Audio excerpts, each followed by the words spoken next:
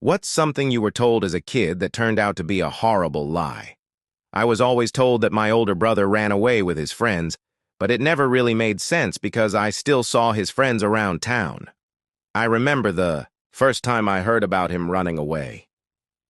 It was around 1987 and I was about 8 years old. My father told me over dinner that my brother had left home while I was away at school that day and told me not to look for him. I felt really sad because I really loved watching television with him and riding our bikes together, and for him to leave without saying goodbye, it really hurt my heart. While I rolled around the peas with my fork, I asked my dad when my brother would be coming back.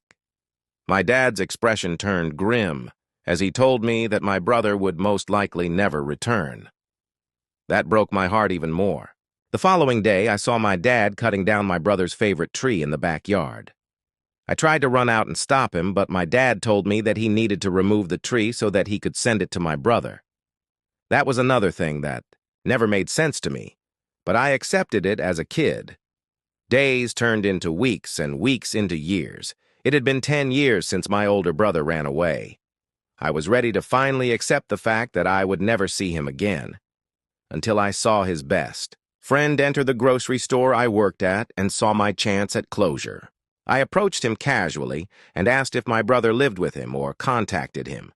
The friend gave a weirded out look and explained that none of my friends had seen him for over a decade. I asked if they knew where my brother had run off to, and they said that he never ran off anywhere. I tried to push for more information, but my father walked into the store looking for me. I apologized to the friend and walked off to help my dad out. Later that night, I looked around my brother's old room for more information, and unfortunately found nothing. After giving up, I returned to my room and looked through our old drawing book we worked on together, reminding myself of why I loved my brother so much growing up. To my surprise, 2 of the pages in the book had tiny folded notes addressed to me, saying terrible things about my dad. Each note explained gruesome details about how my dad hit my brother or punished him through starvation, or tied him up outside to a tree. I covered my mouth from shock and frantically searched around my room for more clues from our old toys. The last note I found asked me to call the police because he thought that my dad was going to do something unspeakable to him soon. My heart raced just thinking about what had actually happened to my brother. I brought all of the notes I found to class the following day and stopped by the police station in my free time. I begged them to reopen my brother's case and submitted all the evidence as well as my personal testimony. I asked them to bring in my brother's old friends, who were also aware of the things that had been going on between my brother and my father. With enough statements, the police escorted me home and arrested my father the moment he got home. At the station, it was revealed that my dad had really beaten my brother and hit him in the tree the week he went missing. My father made sure to remove all notes from my brother's room, but never bothered checking mine. Hearing his confession at the station made me sick to my stomach.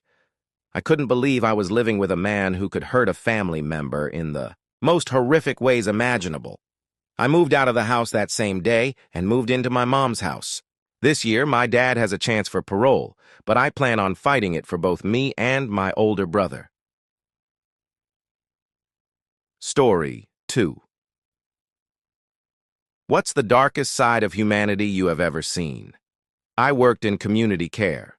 A patient, let's call him John, not his real name, I looked after was a schizophrenic who had spent most of his life in institutions but was now living in the community with a dedicated team.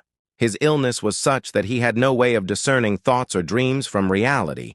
It was all the same to him. Like a lot of people with his condition, he grew up being predated upon by all those around him, but mostly his alcoholic father, who would rape him on a regular basis. He was in his early 50s when I met him, a seriously damaged man, but also a lovable character when you got to know him. When he went to bed at night, the nightmares would begin and you'd hear him crying and screaming in his sleep. "No, Daddy, no!" The abuse was never in the past for him. It was always there in his head, as real as everything else. One day I was sitting alone with him in the car and he started talking to me. He wanted to get something off his chest. When his dad died, the Whole family, who were terrified of him, were sitting in the house with him. His dad started having a heart attack, and pretty soon it became obvious to the rest of the family. No one spoke. They just all sat there as the father struggled and gasped for help, but no one would get up to help him. They all just sat in silence and watched him die. John was crying when he asked me if he'd done something wrong. I reassured him he hadn't.